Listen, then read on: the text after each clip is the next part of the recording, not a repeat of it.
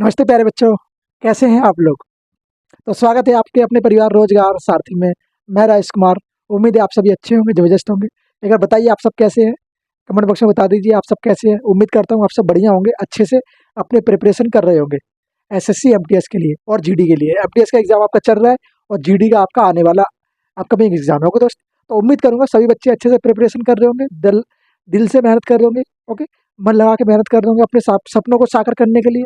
बोलोगे हाँ जी भैया, साकार तो करना है सपनों को, अब करने के लिए मेहनत तो करनी पड़ेगी मेरे दोस्त। हाँ, तो इसी मेहनत को साकार बनाने के लिए आप लोग जुड़ जाइए रोजगार सारथी परिवार के साथ, और अपने दोस्तों के पास शेयर कर दीजिए जो करना चाहते हैं किसी भी गवर्नमेंट एग्जाम की तैयारी। शेयर कर दीजिए, जल्दी जल्दी कर दो भाई, शेयर कर दो। ओके दोस्त, क्या करना है आपको, करना है शेयर। आज का जो टॉपिक होने वाला है, आपका टॉपिक होने वाला है कौन सा विषय। सबसे पहले विषय जान लो। सब जानते हो जैसा कि आप थंबनेल पे देख ही चुके हो, ज्योग्राफी।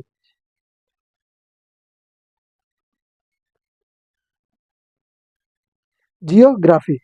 जियोग्राफी के ये पांचवा वीडियो होने वाला है। क्या बोलेंगे, पांचवा वीडियो होने वाला है। तो आज हम लोग पांचवी वीडियो तक आ चुके हैं ज्योग्राफी के अंदर। और ज्योग्राफी के अंदर पिछली वीडियो हमने क्या जाना था, भारत की, क्या बोलेंगे, भारत की तटीय सीमाएं। तो भारत की तटीय सीमा के बारे में हम लोग पढ़ रहे थे, है ना। ओके दोस्त, उसके बाद हम लोग किस पे आ चुके थे बताओ। यहीं तक था ना, हमने भारत की तटीय सीमा पढ़ी थी। अब उससे आगे हम लोग प्रक्रिया चालू करेंगे क्योंकि उस वाली वीडियो में पूरा नहीं हो पाया था। मैंने आपको बोला था नेक्स्ट वीडियो में इसको कंप्लीट करवा दूंगा। तो आज हम लोग इस वाली वीडियो में इसको कंप्लीट करेंगे। तो जुड़ जाइए, दोस्तों के पास शेयर कर दीजिए और शुरू करते हैं अपना टॉपिक। टॉपिक है आपका भूगोल। ओके, और भूगोल में हम लोग कर रहे हैं भारत की तटीय सीमाएं। तटीय सीमाओं में अगर हम बात करें तो हम लोग जानते हैं कि भैया कि कितने कितने जो राज्य हैं भारत के, वो कितने राज्य तटीय सीमा बनाते हैं। तो आप कहेंगे तटीय सीमा जो बनाते हैं वो 9 राज्य और 4 यूटी है। ओके, तो 9 राज्य और 4 यूटी है। 9 राज्य जरा बताने एक बार कि जैसे मैंने पिछली वाली वीडियो में आपको बताया था कि कितने, 4 तो वेस्ट के और 5 ईस्ट के। तो ये 4 और 5 मिलके कितने हो गए, आप बोलोगे 9। ये 9 राज्य जो है वो तटीय सीमाएं बनाते हैं। तटीय सीमाएं किसको कहते हैं, आप कहेंगे भैया जो भारत का ये नीचे वाला एरिया होता है, ये वाला यहाँ से लेके यहाँ तक का जो एरिया होता है, जहाँ तक समुद्र लगता है, क्या बोलेंगे, जहाँ तक समुद्र लगता है वो तटीय सीमा बनाते हैं। समुद्र के साथ अपनी समुद्री सीमाएं बनाते हैं, या तटीय से वो सीमा बोले समुद्री सीमा बोले। तो बोलेंगे भैया हाँ जी भैया, ये वाले जो है सीमा बनाते हैं। जैसे कि हमने बोला था गुजरात है, फिर उसके बाद महाराष्ट्र आ गया, फिर उसके बाद क्या आएगा, आप बोलेंगे महाराष्ट्र और गुजरात के बीच में गोवा आता है। गोवा के बाद कर्नाटका, केरल, तमिलनाडु। उसके बाद बताओ, आप बताओ, आगे बोलते जाओ। फिर वेस्ट बंगाल भी आएगा, हाँ जी भैया आएगा। और क्या आएगा, आंध्र प्रदेश आता है, बोले भैया आंध्र प्रदेश भी आता है। उड़ीसा आता है, बोले हाँ जी भैया उड़ीसा भी आता है। चलिए, इतने सारे आते हैं, बताओ कुछ भूला क्या मैं, एक बार बताओ कि कुछ भूल गया मैं शायद। अब आप बताओगे वो काम, इसलिए मैं भूला हूँ कि आप बताओगे।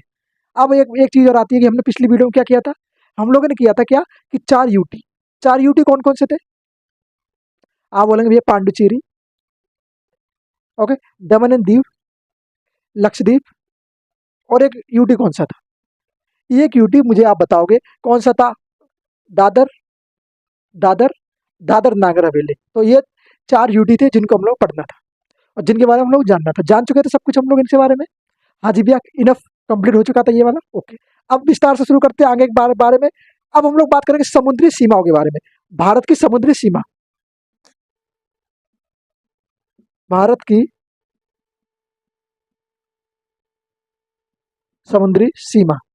अगर बात आती है कि भैया भारत जो है उसकी समुद्री सीमाएं कितनी दूर से लेकर कितनी दूर तक फैली हुई।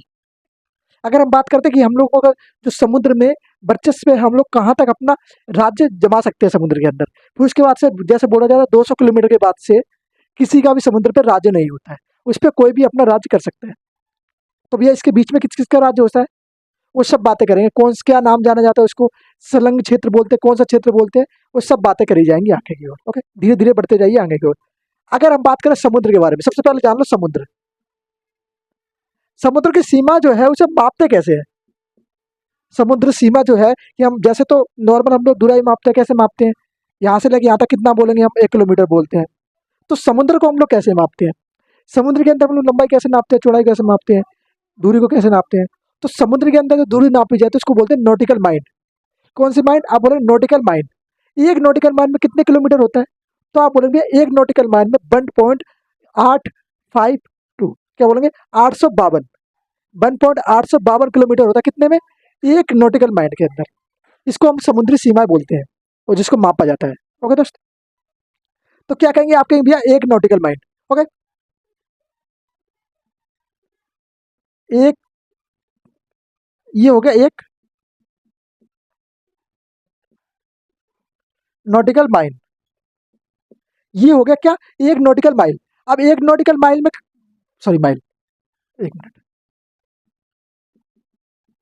एक नॉटिकल माइल में आप सब जानते हैं कि एक नॉटिकल माइल में कितना किलोमीटर होता है। तो आप कहेंगे भैया एक नॉटिकल माइल में जो है 1.852 किलोमीटर होता है।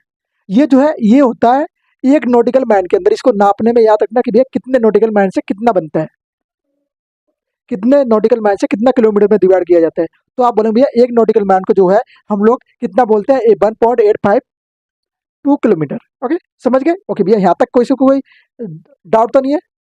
मापना, समुद्री सीमा मापन, तो ये समुद्री सीमा मापन का प्रक्रिया, ये ऐसे मापा जाता है समुद्री सीमा को, समझ गए। अब बात आती है भैया पांडुचेरी के बारे में बात करते हैं। पांडुचेरी जो है जिसके बारे में हम लोगों ने पढ़ा था कि भाई पांडुचेरी क्या है, ये एक यूटी है। तो बताओ कि पांडिचेरी की जो यूटी है वो कितने राज्य इसके लगते हैं, क्या ये जो यूटी है इससे कितने राज्य लगते हैं भारत के। ओके, तो भारत के कितने राज्य यूटी के जिलों से लगते हैं, कितने जिले इसके साथ सीमा साझा करते हैं। जो पांडुचेरी इसके कितने जिले हैं जो कितने राज्यों से सीमा साझा करते हैं। तो आप बोलेंगे भैया पांडुचेरी,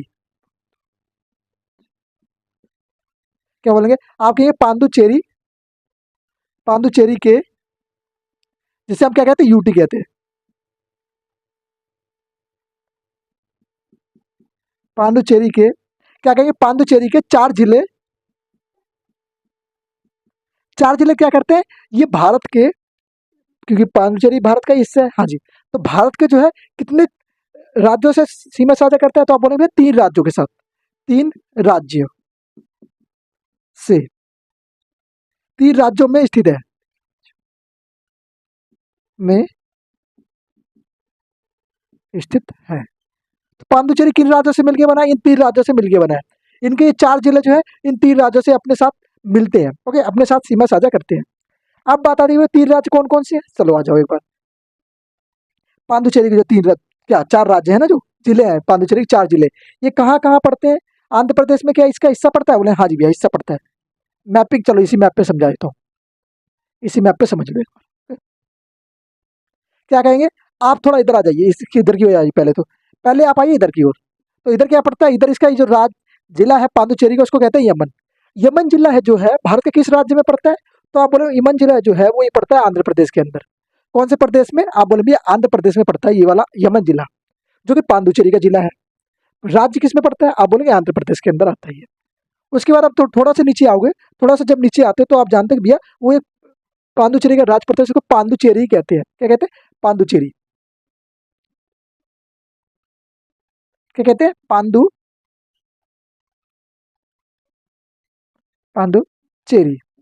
ये क्या है, पांडुचेरी जो ये पड़ता है आपका तमिलनाडु में। कहाँ पड़ता है, आप बोलेंगे ये पड़ता है जो है तमिलनाडु में पड़ता है। कहाँ पड़ता है, तमिलनाडु में पड़ता है। ओके, तो उसके बाद कुछ और भी पड़ता है तमिलनाडु, बोले हाँ जी भैया कुछ और भी पड़ता है तमिलनाडु में, जिसको हम कहते हैं, क्या कहते हैं, आप बोलेंगे कराईकल। ओके, कराईकल कहाँ पड़ता है, कराईकल, कराईकल जो है वो भी तमिलनाडु के अंदर ही पड़ता है। और ये जो कराईकल है वो सबसे सबसे सबसे क्या बोलेंगे, सबसे कुछ नहीं है। ओके, सबसे अधिक जो है इसकी सीमा साझा करता है ये पांडुचेरी तमिलनाडु के साथ। ओके दोस्त, उसके बाद कुछ और बचा है, बोलेंगे हाँ जी भैया और बचा है, वो है कौन सा है, आप बोलेंगे मेह, मेह जिला, जो कि पांडुचेरी का जिला है, किस राज्य के साथ सीमा साझा करता है। आप कहेंगे भैया मेह जिला जो है वो यहाँ पे आ जाओ, आप इधर आ जाओ, कौन सा राज्य बोलोगे, आप कहोगे भैया वो राज्य हो जाएगा केरल। कौन सा, मोह, मोह जो है वो किस राज्य के साथ सीमा साझा करता है, आप बोलेंगे भैया केरल के साथ। और ये जो है ये सबसे कम है, कम क्षेत्र साझा करता है। क्या कहेंगे, सबसे कम क्षेत्र, ये क्या करता है, ये जो है अपना सबसे कम क्षेत्र साझा करता है किसके साथ, ये बोलेंगे केरल के साथ। सबसे अधिक बोलेंगे पांडुचेरी जो है वो तमिलनाडु के साथ अपना सीमा साझा करता है। यहाँ तक वो क्लियर बोलेंगे, बोलेंगे हाँ जी भैया क्लियर। बोल दे एक बार कि क्लियर है, फिर मैं आगे बढ़ जाऊँ। बोल दे एक बार सभी भाई कि क्लियर है, फिर मैं आगे बढ़ जाऊँ, इससे आगे कार्रवाई शुरू करते हैं, क्योंकि कार्रवाई अभी बहुत दूर तक चलनी है। क्या कहेंगे, कार्रवाई अभी बहुत दूर तक चलनी है, सारी चीज़ समझानी भी है आपको, तो धीरे धीरे आगे बढ़ते जाएंगे। अब आ जाओ, इसको मैं क्लियर करता हूँ, उसके बाद बहुत सारी चीज़ें अच्छी से समझानी है कि नॉटिकल माइन के बारे में बात करनी है, भारत की समुद्री सीमा के बारे में बात करनी है, कहाँ से कहाँ तक लगती है। ओके दोस्त, तो भारत की समुद्री सीमा जानना बहुत जरूरी है आप लोगों के लिए। पेपर में प्रश्न बनता है इससे। ओके, प्रश्न क्या बनेगा वो समझा दूंगा, अभी समझाता हूँ, एक बार रुक जाओ जरा। ओके, चलो सबसे पहले आपको करना क्या होगा, करना कुछ नहीं है, बस मैप बनाना है भारत का। प्यारा सा एक मैप बना लो। मैप कैसे बनाओगे, पहले आप ऐसे जाओगे, फिर आप थोड़ा ऐसे आओगे। ओके, फिर ऐसे आगे, फिर थोड़ा सा ऐसे आओगे, घूम फिर के, फिर घूम फिर के, फिर एंजॉय लोगे, फिर ऐसे आओगे, ऐसे ही आओगे। बोले भैया नहीं ऐसे नहीं आना है। बोले भैया कि हम लोग आएंगे ऐसे। कैसे आएंगे, हम लोग आएंगे ऐसे, फिर आएंगे ऐसे, फिर ऐसे आएंगे। ऐसे आओगे, अच्छा ऐसे आओगे ना, हाँ तो ऐसे आओगे, फिर ऐसे आओगे। फिर क्या करोगे, फिर आप लोग करोगे थोड़ा सा ऐसे, फिर ऐसे, फिर ये आप आ जाओगे थोड़ा ऐसे। ये बन गया भारत का प्यारा प्यारा मैप। फिर यहाँ से हल्का से ले लोगे, फिर यहाँ से हल्का लोगे, तो फिर कैसे घूमोगे, आप ऐसे घूमोगे, ऐसे घूमोगे। ये अपना पड़ गया कौन सा, ये पड़ गया, ये क्या पड़ गया, ये पड़ गया आपका बोलेंगे, ये वो वाला हिस्सा नेपाल वाला। तो ये पड़ गया आपका कौन सा, नेपाल वाला हिस्सा। तो ये कौन सा, नेपाल वाला हिस्सा पड़ गया, हाँ जी भैया ये नेपाल वाला हिस्सा पड़ गया।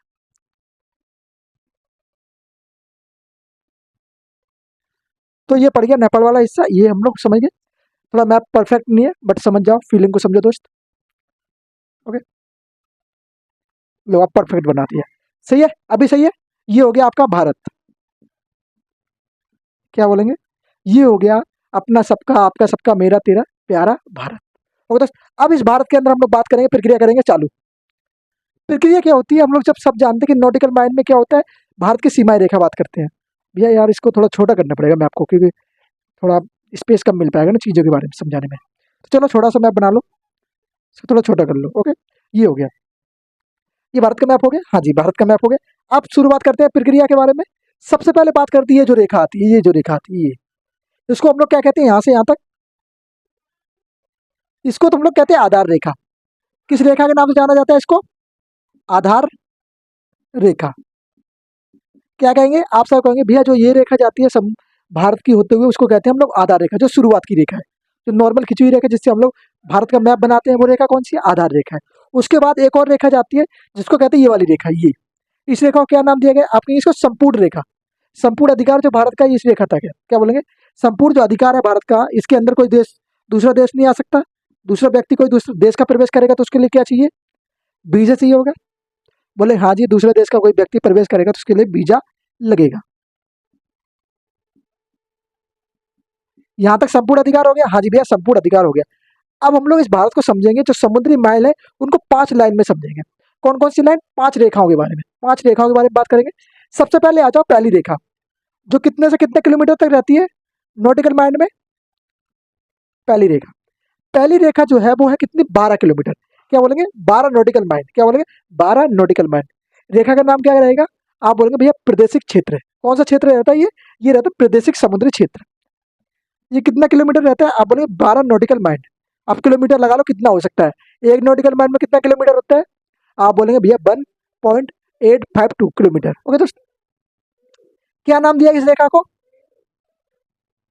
प्रादेशिक रेखा। प्रादेशिक रेखा बोलेंगे या बोलेंगे समुद्र, तो बोलेंगे भैया प्रादेशिक समुद्र। यहाँ तक भारत अपना व्यापार वगैरह कर सकता है, बोलेंगे हाँ जी भैया यहाँ तक भारत अपना व्यापार वगैरह कर सकता है, सबके साथ कर सकते हैं। उसके बाद हम लोग आगे बढ़ते हैं तो आते हैं 14, क्या बोलेंगे, नेक्स्ट पे जब बढ़ते हो तो दूसरी रेखा कौन सी होती है, दूसरी रेखा को कहते हैं संलग्न क्षेत्र। कौन सा, संलग्न क्षेत्र। ये कितने किलोमीटर तक होता है, कितने नॉटिकल माइल, आप बोलेंगे भैया ये 24 नॉटिकल माइल होता है। कितने, 24 नॉटिकल माइल तक ये फैला हुआ है।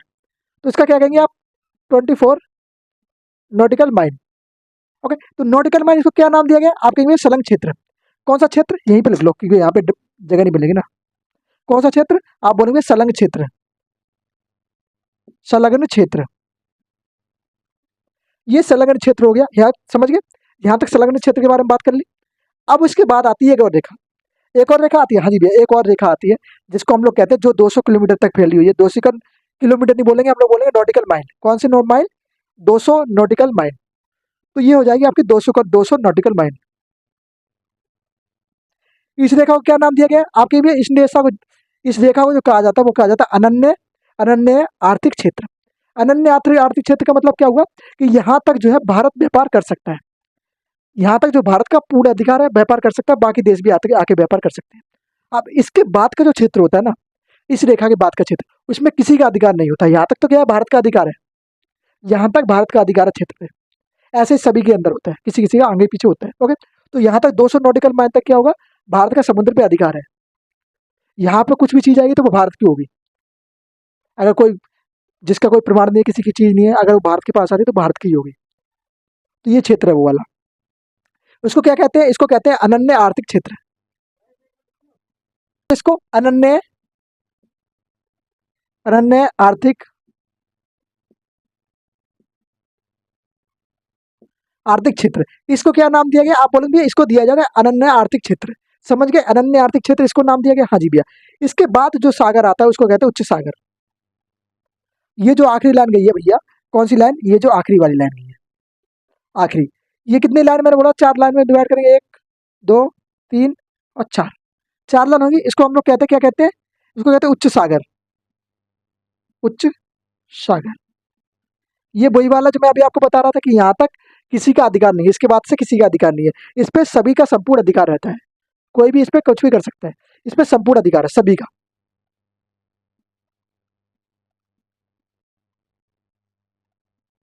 सभी का संपूर्ण अधिकार है। क्या कहेंगे, इस पे जो है भैया, इस पे सभी का संपूर्ण अधिकार होता है। समझ गए ना। 12 नॉटिकल माइल तक क्या कहते हैं, आपको लोग प्रादेशिक सीमा। ओके, स्क्रीनशॉट ले लो, प्रादेशिक क्षेत्र बोलते हैं। उसके बाद 24 नॉटिकल माइल को क्या कहते हैं, आप लोग कहेंगे भैया 24 नॉटिकल माइल है उसको कहते हैं संलग्न क्षेत्र। उसके बाद 200 नॉटिकल माइल, उसको कहते हैं अनन्य आर्थिक क्षेत्र। यहाँ पे हम लोग व्यापार वगैरह की चीजें करते हैं, आर्थिक आर्थिक चीजों के बारे में व्यापार करते हैं, किसी देश से कुछ आना जाना ले जाना, यहीं तक होता है। ओके दोस्त, उसके बाद आता है उच्च सागर, जो हम लोग बता रहे हैं उच्च सागर की बात कर रहे हैं। इसमें क्या है, इसमें इसमें किसी देश का अधिकार नहीं है, इस पे सभी लोग आ सकते हैं। किसी एक देश का अधिकार नहीं, जैसे मान लो भारत का अधिकार नहीं है, चाइना का अधिकार नहीं है, किसी एक का नहीं है, कोई भी इसमें आके व्यापार कर सकता है, कोई भी इसमें संपूर्ण सबका अधिकार है। जितना मेरा होगा उतना भाई तेरा भी होगा, उतना तेरा भी होगा। अमेरिका कहता है चाइना से कि भाई तेरा भी अधिकार है, मेरा भी अधिकार है। नेपाल कहता है भारत से, नेपाल का तो भाई लैंड लॉक है, नेपाल तो कह ही नहीं सकता है ना। बात करते हैं चीन की, चीन कहेगा मेरा अधिकार है इस पे। बात करें वेस्ट बंगाल की या बांग्लादेश की, बोलेगा मेरा अधिकार है। तो ये सबका बराबर यहाँ पे आके अधिकार हो जाता है। उसके बाद इस पे कोई ये नहीं कहेगा मेरा इसका अधिकार है। क्लियर। ओके, ये जो एक रेखा और जाती है, कौन सी रेखा जाती है, आप बोले भैया ये जो रेखा है, रेखा नंबर 2, ये जो रेखा है इसको हम लोगों ने क्या किया, ये सीमा शुल्क रेखा है। सीमा शुल्क कैसा होगा, सफाई का अधिकार, वित्तीय अधिकार है। यहाँ पे क्या, तो सफाई, जो समुद्र में सफाई वगैरह करनी होती है ना, उसको सब लोगों को मिलकर करनी होती है। समुद्र की जो सफाई है वो सब लोगों को मिलकर करनी होगी। इसमें सीमा शुल्क लगता है। सीमा शुल्क किस लिए लेते हैं, ये सीमा शुल्क सफाई के लिए और वित्तीय अधिकार के लिए। ओके दोस्त, सीमा शुल्क यहाँ पे लगता है। अगर कोई देश का, मान लो कोई देश का अगर जहाज है, समुद्री जहाज है, और वो इस एरिया के अंदर आता है, तो उसको क्या देना पड़ेगा, उसको एक टैक्स देना पड़ेगा, सीमा शुल्क देना पड़ेगा प्रवेश करने के लिए। क्यों, क्योंकि यहाँ पे भैया इसकी वो सफाई भी करनी होती है, उस एरिया की, उस जगह की देख रेख भी करनी होती है ना, सारी चीज करनी होती है, तो उसके लिए सीमा शुल्क लगना जरूरी है। आप जाओगे उस देश में तो उस देश में भी लगेगा आपसे, जाहिर सी बात है। तो ये चीज सब जगह होती है। ओके, तो सीमा शुल्क यहाँ पे लगता है, किस कारण से लगता है, समझ गए, साफ सफाई के लिए, साफ सफाई के लिए लगता है, समझ गए ना। इससे ज्यादा मैं कुछ लिख नहीं सकता, स्पेस कम है, आप लोग खुद लिख लेना। क्या, आर्थिक अधिकार के लिए भी लगता है सीमा शुल्क, आर्थिक अधिकार के लिए, और क्या, वित्तीय अधिकार के लिए, और क्या कहेंगे, और साफ सफाई के लिए। यहाँ तक किसी भाई को कोई डाउट है, बोलेंगे नहीं है भैया। ओके, अगर हम बात करें जो ये वाली रेखा है, ये वाली रेखा, इस वाली रेखा के बाद आप सब जानते हैं समुद्र के अंदर क्या होने लगता है, यहाँ पे जो है द्वीपों का निर्माण होना शुरू होता है, नए द्वीपों का निर्माण, क्या कहेंगे, नए द्वीपों का। ओके दोस्त, तो यहाँ पे क्या होता है, नए द्वीपों का निर्माण होता है। ओके, और फिर क्या होता है, यहीं पे हमें प्राकृतिक संसाधन भी मिलते हैं। क्या मिलते हैं, प्राकृतिक संसाधन, संसाधन, समझ लेना है ना। फिर उसके बाद क्या होता है, वैज्ञानिक अनुसंधान जो है इसी इसी के बाद होते हैं। वैज्ञानिक अनुसंधान जो है अपनी कुछ भी कार्य करते हैं यहीं पे करते हैं, कौन से, ये बोलेंगे भैया ये अनन्य आर्थिक क्षेत्र, अनन्य आर्थिक क्षेत्र में ये सारी कार्रवाई होती है। ओके, वैज्ञानिक, वैज्ञानिक अनुसंधान, समझ गए ना। ये वाला एक बार इसकी शॉर्ट ले लो, बहुत इंपॉर्टेंट चीज है ये। ओके, प्रश्न बनते हैं इससे बहुत बार कि बताओ कि संलग्न क्षेत्र कितने नॉटिकल माइल है, तो आप बोलेंगे संलग्न क्षेत्र जो है वो कितने नॉटिकल माइल है, आप बोलेंगे भैया वो है कितने 24 नॉटिकल माइल। ओके, आप 24 को डिवाइड कर लेना, गुणा कर लेना किससे, आप बोलेंगे 1.852, इतने से डिवाइड कर दोगे तो आपको किलोमीटर में निकल के आ जाएगा। तो किलोमीटर निकल गया है, कितना किलोमीटर पड़ता है, समझ गए। ओके दोस्त, चलो आगे बढ़ जाए। इसको मैं मिटा दूं, बोले भैया हाँ जी इसको मिटा दो, फिर आगे बढ़ते हैं। चलो स्क्रीनशॉट ले लिया होगा ये सबने, अगर नहीं लिया भाई तो एक बार पुश करके इसको रोक के फिर दोबारा स्क्रीनशॉट ले लेना, क्योंकि इतना समय नहीं है स्क्रीनशॉट के लिए अभी। आप लोगों के पास ऑप्शन होता है बटन दबाओ थोड़ी देर के लिए, स्क्रीनशॉट लो, फिर प्ले कर दो, फिर आगे बढ़ दो। ओके, और इसी के बीच में एक काम और कर देना, क्या करना है आप सब जानते हो उस चीज़ को, वाकिफ हो, लाइक और शेयर सब्सक्राइब। ओके, देखते सब हो करते कुछ नहीं हो, क्या बोलेंगे, देखते सब हो भाई साहब आप करते कुछ नहीं हो, तो सब करा करो भाई। ओके, लाइक शेयर सब्सक्राइब कर दिया करो ना, क्या तकलीफ होती है, अच्छा मिलेगा, मुझे भी थोड़ी तसल्ली मिल जाती है कि हाँ मेरे बच्चे कर रहे हैं। ओके, ये चीज़ें हो चुकी है, इसको मैं क्लियर कर दूँ। अब हम लोग एक दूसरा टॉपिक शुरू करने वाले हैं। दूसरा टॉपिक कौन सा रहने वाला है, एक मिनट जरा दोस्त। ओके, अब हम लोग दूसरा टॉपिक शुरू करने वाले हैं। दूसरा टॉपिक आप कहेंगे भैया दूसरा टॉपिक जो होगा प्राकृतिक प्राकृतिक विशेषताएं, भारत की कौन सी, प्राकृतिक या भौतिक, बोले भारत की भौतिक विशेषताएं। प्राकृतिक विशेषताएं अभी नहीं पढ़ेंगे, बाद में पढ़ेंगे। भारत की भौतिक विशेषताएं, ये नया टॉपिक है। भारत की भौतिक विशेषताएं, अच्छे अच्छे शब्दों में अच्छे अच्छे से इसको लिख लीजिए, क्या बोलेंगे, अच्छे अच्छे सजा के इसको लिख लीजिए आप लोग अपना टॉपिक, क्या बोलेंगे, भारत का भौतिक भौतिक विशेषताएं। बात आती है भारत भौतिक विशेषताओं में, तो भारत कैसे कैसे भौतिक विशेषताओं के अंदर आता है, पर्वत कितने हैं, श्रृंखलाएं कौन कौन सी हैं, श्रेणी कौन कौन सी आती हैं, इन सब के बारे में इसमें हम लोग बात करने वाले होंगे। तो खुश हो जाइए, आप लोग अच्छी राह में फिर आगे बढ़ने वाले हैं, अच्छे जर्नी के साथ हम लोग शुरू करेंगे और अच्छी चीज़ें आपको बताते जाएंगे। तो सबसे पहले आपको करना क्या होगा, करना एक काम है, सबसे पहले एक काम कर लो, क्या कॉपी ले रखी है ना, लिखो उसमें सबसे पहले ये काम करो। ओके, क्या कहेंगे, 6 भागों में भौतिक बनाया गया है, क्या बोलेंगे, 6 रूप में बांटा गया है। ओके, भारत के भौतिक को कितने भागों में बांटा गया है,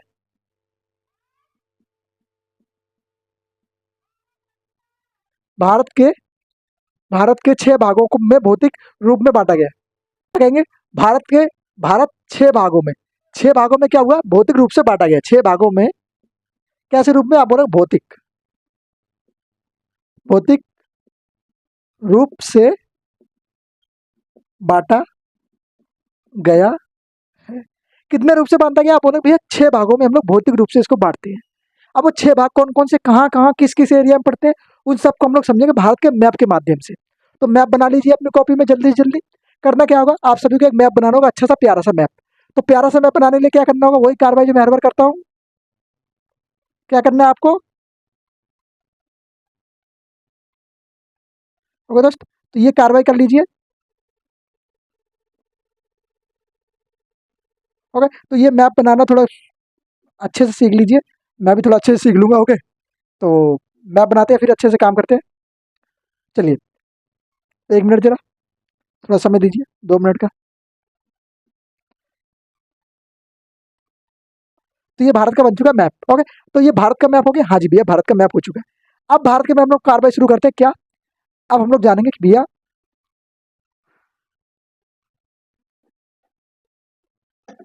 1 मिनट जरा दोस्त,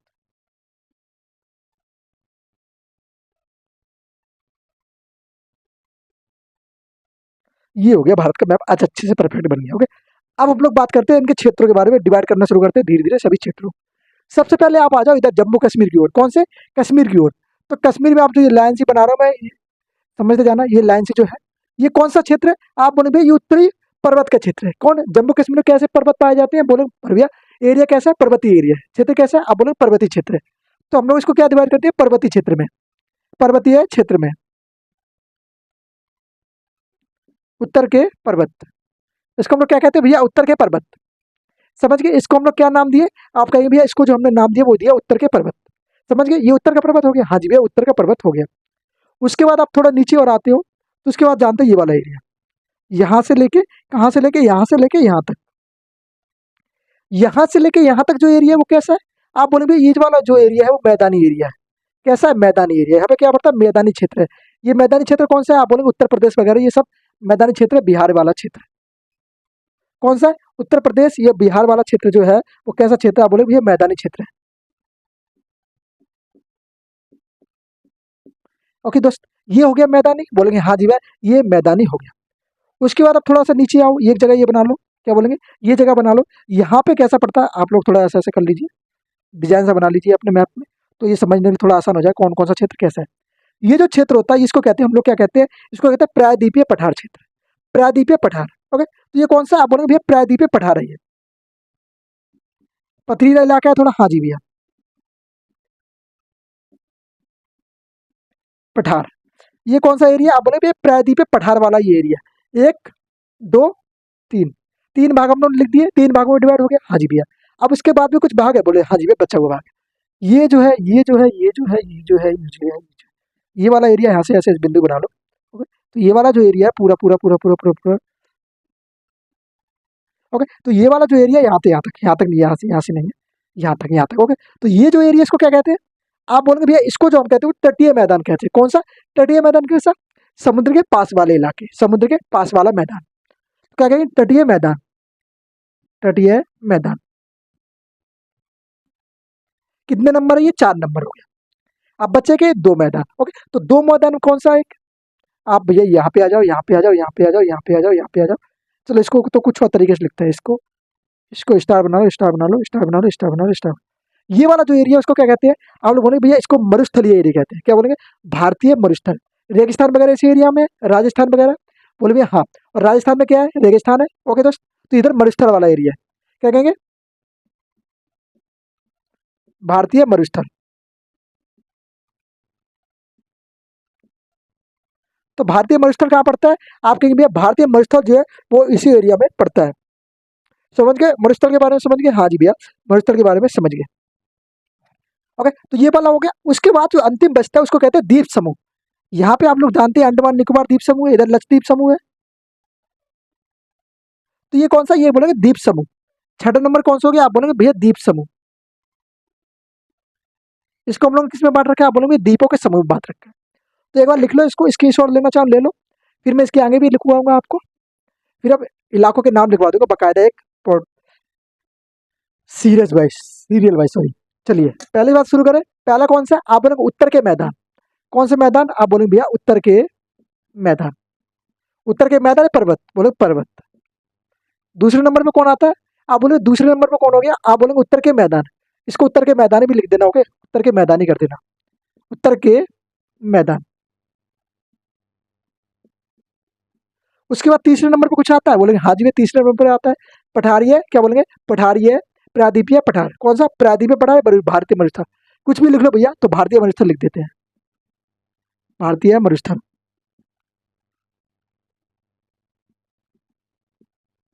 भारतीय मरुस्थल। उसके बाद प्रायद्वीपीय पठार, पठार। अच्छा जी, पांचवें नंबर पे कौन आता है? आप बोले पांचवें नंबर पे है तटीय मैदान। ये वाला कौन सा वाला? ये वाला इलाका। तो इसे क्या कहते हैं? तटीय मैदान। तटीय मैदान। फिर छठे नंबर पे कुछ है? हाँ जी भैया, छठे नंबर पे भी है द्वीप समूह। अंतिम में कौन आता है? आप बोलेंगे द्वीप समूह आइसलैंड। क्या बोलेंगे? आइसलैंड या ग्रुप ऑफ आइसलैंड। द्वीप समूह। इंग्लिश वाले लिख लो, क्या बोलेंगे? Group of island. Group of island इसको कहते हैं। हाँ जी भैया, तटीय मैदान को क्या कहते हैं? कोल्सल प्लेनेट्स। ओके, ऐसे ऐसे इन सबको कहते हैं मरुस्थलीय प्लेनेट वगैरह वगैरह। और समझ गए? इस चीज नाम या नाम याद हो गए? बोलेंगे हाँ जी भैया याद हो गया। प्रक्रिया पूरी समझ गए? कितने भागों में डिवाइड है? कितने भागों में डिवाइड है दोस्त? आप कहेंगे भैया ये जो है ये 6 भागों में डिवाइड है। 6 भाग जान लिए कौन कौन से हैं? हाँ जी भैया, 6 भाग जान लिए। पहले उत्तरी का मैदान जो कि ऊपर की तरफ पड़ता है।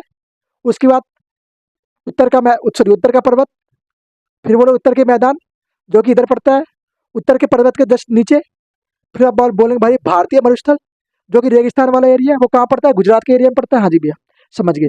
प्रायद्वीपीय पठार कहाँ पड़ता है? आप बोलेंगे भैया ये पड़ता है प्रायद्वीपीय पठार जस्ट उत्तरी मैदान के नीचे। समझ गए? प्रायद्वीपीय पठार समझ गए? हाँ जी भैया। उसके बाद आ जाओ तटीय मैदान। तटीय मैदान कौन सा है? जो समुद्र के किनारे वाला एरिया है, तटीय मैदान। ओके, जो दलदली थोड़ा क्षेत्र पड़ता है, कहते हैं तटीय मैदान। ये रहा तटीय मैदान। ओके दोस्त, फिर उसके बाद आप आगे कहाँ पे आगे? आप बोलेंगे भैया द्वीप समूह। तो द्वीप समूह कौन सा हो गया? ये हो गया आपका द्वीप समूह। 6वें नंबर पे कौन सा? द्वीप समूह। समझ गए? सारे समूह समझ गए, सारे द्वीप वगैरह समझ गए? हाँ जी भैया, सारा कुछ समझ में आ गया। 6 के 6 बता दिए? बोले भैया हाँ जी, 6 के 6 आपने बता दिए, समझ गए 6 के 6। अब इससे आगे कुछ बचा है? बोलेंगे हाँ जी भैया, बचा तो बहुत कुछ है अभी तो चले शुरू करें। चलो एक दो चीजें और बता देता हूँ, उसके बाद हम लोग इसके आगे वाली वीडियो में इसको कवर कर लेंगे, या इसी वीडियो में कवर करें? आप लोग बताओ कैसा करना है। चलो पहले कुछ चीजें जान लेते हैं, फिर उसके बाद देखते हैं समय है कि नहीं है। ओके बात, चलिए अब बात करें भारत का क्षेत्रफल। यहीं पे लिख लो, भारत का क्षेत्रफल। बताना जरा एक बार, भारत का कुल क्षेत्रफल कितना है? मैंने बहुत बार हर वीडियो में आपको बताता हूँ, हर बार आपको बताता हूँ, हर बार मैं ओरली बताता हूँ, लिख के ही बताता हूँ। क्या बोलेंगे? 32,87,263 वर्ग किलोमीटर। क्या है ये? ये है भारत का कुल क्षेत्रफल। ओके, लिख लो जरा एक बार कुल क्षेत्रफल। 32 87 क्या बोलेंगे? 32 87 क्या बोलेंगे? 32 87 263। क्या लिख दो? किलोमीटर किलोमीटर लिखो या स्क्वायर लिखो? बोलेंगे भैया किलोमीटर स्क्वायर लिख दो, किलोमीटर स्क्वायर। ओके, तो ये हो गया आपका क्या बोलेंगे? भारत का, क्या बोलेंगे? भारत का कुल क्षेत्रफल। ये कुल क्षेत्रफल कहने का मतलब क्या है? ये टोटल अपने आप में 100% है, 100% है। बोलेंगे हाँ जी भैया, ये पूरे अपने आप में 100% है। अब इस 100% भाग को हम लोग कैसे कैसे डिवाइड करते हैं? ये क्षेत्र इसके अंदर इतना परसेंट है, ये क्षेत्र इसके अंदर इतना परसेंट है, ये क्षेत्र इसके अंदर इतना परसेंट है। उसको आप डिवाइडेशन समझ लो एक बार, फिर भारत की और चीजें बारे में बात करते हैं। जैसे बात करें 100% तो ये हो गया, हाँ जी भैया 100% हो गया। टोटल कितना है? आप बोलेंगे 100% है ये, 100% है ये, हाँ जी भैया 100% है। अब बात आती है कि इसमें मैदानी क्षेत्र कितना प्रतिशत है? तो आप बोलेंगे मैदानी क्षेत्र है वो है 43.5%। कितना? 43.5%। ऐसे मिला के टोटली 100% बनता है। उसको भी लिखवा दो एक बार, फिर उसके बाद इसको खत्म करते हैं। ओके, चलो एक बार लिख लो, फिर उसके बाद इसको खत्म करते हैं। तो मिटा दो। चलो ये तो याद कर लिया ना सबने, स्क्रीनशॉट ले लेना सबने। अगर कोई ये कहना कि भैया स्क्रीनशॉट नहीं ले पाया, तो भाई साहब समझ जाना, फिर खतरनाक वाली बात हो जाएगी, है ना? चलो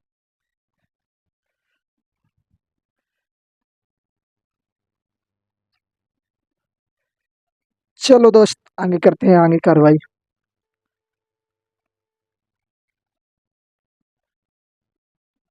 आगे बढ़ जाए, चलो आगे बढ़ा जाए। अब एक बार सुन लो कितना कितना भाग डिवाइडेड है। एक से आप भारत का क्षेत्रफल लिख लो एक बार। भारत का क्षेत्रफल कितना है? आप बोलोगे 32 87 263 किलोमीटर स्क्वायर। ओके, तो ये क्या है? भारत का क्षेत्रफल। ये अपने आप में कुल कितना है? अपने आप में कुल 100% है, हाँ जी भैया।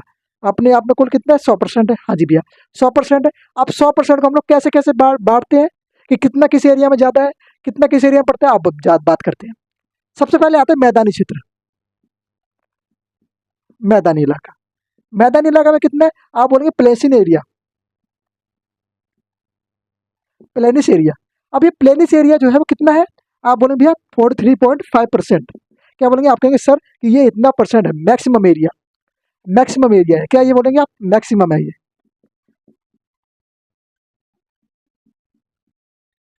क्या है ये है मैक्सिमम एरिया। समझ गए? उसके बाद जो दूसरे नंबर पे आता है वो कौन सा क्षेत्र आ जाता है? आपके ये पठार का क्षेत्र। कौन सा? पठार वाला, जहाँ पत्थर वगैरह अधिक पाए जाते हैं, पठारी एरिया। कौन सा? पठार। पठार क्षेत्र क्या बोलते हैं? आप बोलेंगे प्लेन, प्लेसली। ओके, तो ये पत्थर वाला जो एरिया वो कितने परसेंट है? आप बोले भाई इसका जो क्षेत्र परसेंटेज है वो है 27.5%। 27.5%। ये जमीन के, क्या? जमीन के ऊपर उठा हुआ है। कैसा है? ये जमीन से ऊपर उठा हुआ एरिया। कैसा एरिया? आप बोले भैया ऐसा एरिया है। क्या है? जमीन से ऊपर उठा हुआ एरिया। ओके, इसको कहते हैं पठारी एरिया या समतल एरिया। बोले भैया समतल एरिया है जो जमीन से ऊपर उठा हुआ है। ओके, सॉरी मैं पठारी बोल गया इसको। ये कैसा? समतल है, ऐसा, ऐसा है जो एक दफा ऊपर उठ गया, फिर सीधा बहुत दूर तक सीधा है, फिर उसके बाद फिर नीचे चला गया। तो ये ऐसा है, पठारी है। और कैसा होता है? आप बोले पर्वतीय एरिया कैसा होता है? आप बोलेंगे ऐसा, ऊपर नीचे श्रृंखला वाला। ओके, तो ये कितना है, इसको कहते हैं हम लोग, ये ये क्या है, जमीन से ऊपर उठा समतल एरिया, समतल है। बहुत से बच्चे मेरे यहाँ पे जो होंगे वो गांव वाले बच्चे होंगे, है ना, मैं समझ सकता हूँ बहुत से बच्चे गांव से भी होंगे। तो आप लोगों ने अपने गांव में देखा, बहुत से बच्चे गांव ऐसे होंगे जहाँ क्या होता है कि उनका गांव अगर होगा तो बहुत ऊंचाई पे होगा, क्या बोलेंगे, उनका गांव जो होगा बहुत ऊंचाई पे होगा, बाकी गांव से नीचे होंगे। तो आपका गांव कौन से एरिया में आ गया, आप बोलेंगे समतल एरिया के अंदर आ गया। क्योंकि जैसे आप देख रहे हो कि एक गांव यहाँ पे है, आपका गांव जो है यहाँ पे हो गया, उसके बाद कुछ छोटे छोटे गाँव वो नीचे भी है, तो आपका गांव किस एरिया के अंदर आ जाता है, बोलेंगे समतल एरिया के अंदर आ गया। ये कैसा एरिया होगा, बोलेंगे समतल एरिया। तो आप अपने गांव के हिसाब से समझ सकते हो, बोलेंगे हाँ जी भैया समझ सकते हैं, मेरा गांव नीचे है कि ऊपर है। अगर ऊपर है जमीन के लेवल से तो बोलेंगे हाँ वो कैसा है, समतल एरिया है। कैसा एरिया हो जाएगा, बोलेंगे समतल एरिया हो जाएगा। तीसरे नंबर पर बात करें तो आप बोलेंगे पहाड़ी इलाका। कौन सा इलाका, पहाड़ी इलाका। पहाड़ी इलाका अगर आपको जानना ही है तो कौन सा इलाका कहोगे, आप बोलोगे हिल्स वाला जहाँ क्या होते हैं, जहाँ पहाड़ होते हैं बड़े बड़े, तो बोलोगे कौन सा इलाका होता है, वो होता है हिल्स इलाका,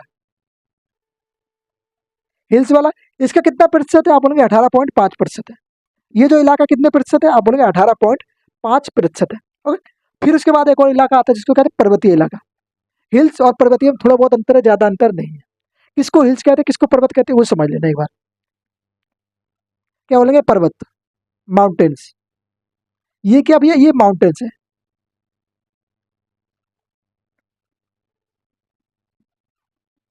ये कौन सा इलाका हो गया, ये हो गया माउंटेन इलाका। कितना प्रतिशत है इसका, 10.5। टोटल ये बनता है कितना, 100%। टोटल ये कितना बनता है, टोटल बनता है 100%। समझ गए, 100% बनता है। बोलेंगे 5 5 10 5, क्या हो गया, ये एक हो गया, हाँ जी भैया एक हो गया। उसके बाद ये टोटल हो गया कितना, 30 और 70, 70 और 10, ये हो गया जाके पूरा बन के, ये 2 बना और ये 2 बना, ये 20 बन गया और 10 30 और 30 10 पूरा 100। कितना परसेंट हो गया, 100% हो गया। समझ गए ना, जहां तक टोटल ये बना जाएगा 100%। तो टोटल एरिया के क्षेत्र में कितना हुआ, 100% हुआ। समझ गए, अब यहाँ पे समझ लो ये चीज। ये तो जो एरिया है, ये जो एरिया है पर्वत एवं पहाड़ी की, एक मिनट जरा दोस्त, ये जो एरिया कैसा है, पर्वत एवं पहाड़ी होती है।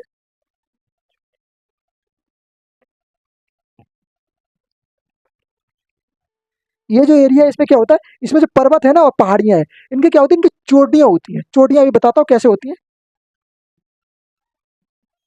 पर्वत एवं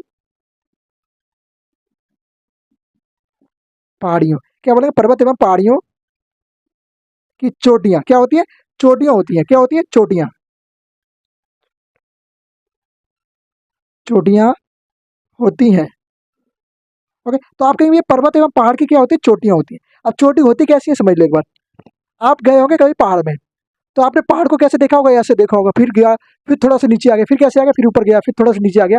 ये एक लाइन बन रही है, जैसे वो ट्रेडिंग करते हैं ना बहुत से लोग, तो कौन सी लाइन होती है वो, तो कौन सी लाइन होती है, इसको स्कैंडल पता नहीं कुछ बोलते हैं। तो ये वाली लाइन है, कैसे ऊपर नीचे जा रही है, तो इसको क्या कहते हैं, इसको कहते हैं आप लोग चोटी। क्या कहेंगे इसको, इसको कहेंगे चोटी।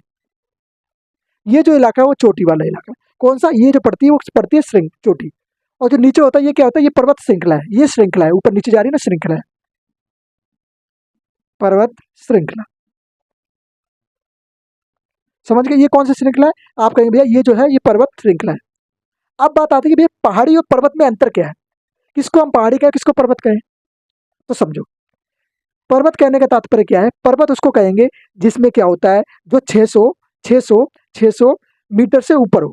क्या कहेंगे, जमीन लेवल से 600 मीटर ऊपर हो, उसको हम लोग क्या कहेंगे, उसको कहेंगे पर्वत। 600 मीटर ऊंचा हो,